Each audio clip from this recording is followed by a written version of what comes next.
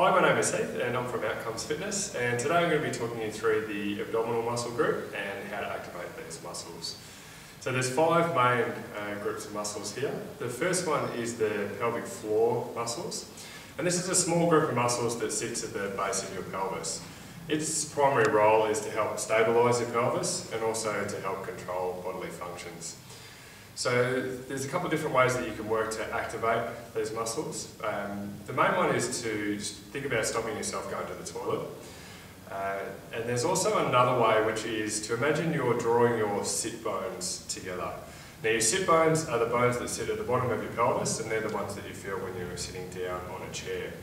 So the idea is that you try and draw those little bones together, and that'll help to activate those muscles as well. The breath is really important here to help activate. So the idea is that you take a breath in, and then as you breathe out, you look to draw those sit bones in together. And you should feel a little bit of a lift up inside you. You can do the same thing for, imagine you're stopping yourself going to the toilet. So again, it's taking a breath in, and then as you breathe out, imagine you're stopping yourself going to the toilet. And again, you should feel that little bit of a lift up inside you to activate those pelvic floor muscles. The next one is the Transverse Abdominis, and this is the deepest of all the abdominal muscles.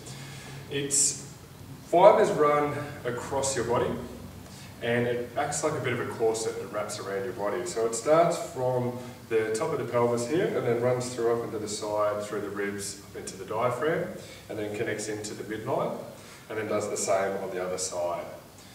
It's also connected into the fascia of your lower back, so that's why it's really important for that core stabilisation. So the activation with this one comes through compressing your abdomen. The easiest way to think about activating that is to imagine you're zipping up a tight pair of jeans. So what you do here is you start from your pubic bone, and imagine you're zipping up that tight pair of jeans as you draw up towards your belly button. So you should feel as though your belly draws in as you're pretending to zip up that tight pair of jeans, and that compresses the abdomen and activates that transverse abdominis. The next group of muscles is the oblique muscles. There's internal and external oblique muscles. The internal oblique muscles sit a bit deeper, and they run from the top of the hip here and then come through into the midline and into your ribs. And they work on rotation and side bending as well. And they look to rotate the ribs down towards the hip on the same side, and also to rotate you around towards the back. The external oblique muscles run from your ribs and then come through into the midline, and also just through into the top of the hip here. But its fibres run in the opposite direction. And it works to pull your ribs down towards your opposite hip, and to also rotate you towards the front. But these muscle groups generally work together.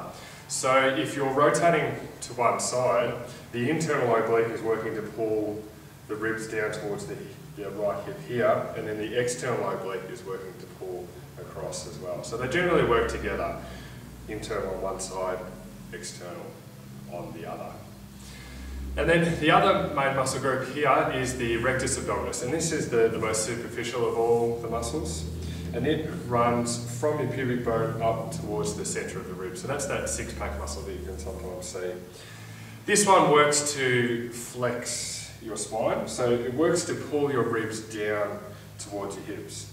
And that's that movement of the sit-up, crunch, ab curl, whatever you like to call it, curling up. So I'm just going to show you the most effective way to activate these muscles and the most effective way to do the sit-up. So you begin lying down with your knees bent and feet flat. Interlace your fingers behind your neck with your elbows out to the side. Now you begin with your head and shoulders up and away from the mat.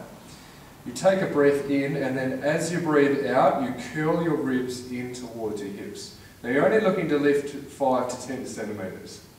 Breathe in to lower back down. Breathe out to curl. Breathe in to lower. If you work with this small range of motion, the muscles are activated all the way through, and they're working hard to lift and control on the way down. If you go through a full sit-up motion to curl up and sit up all the way, the abdominal muscles will switch off and you'll work the hip flexors and the leg muscles, and you'll find when you come down that you don't have the control, and you'll make it much more difficult for your lower back to work to control on the way down. So working that smaller range of motion is much more effective and a safer way of doing the exercise as well. So they're the abdominal muscles and also how to activate them. For more ideas on exercises, check out our YouTube channel, Outcomes Fitness, or our website at www.outcomesfitness.com.au. Thanks for watching.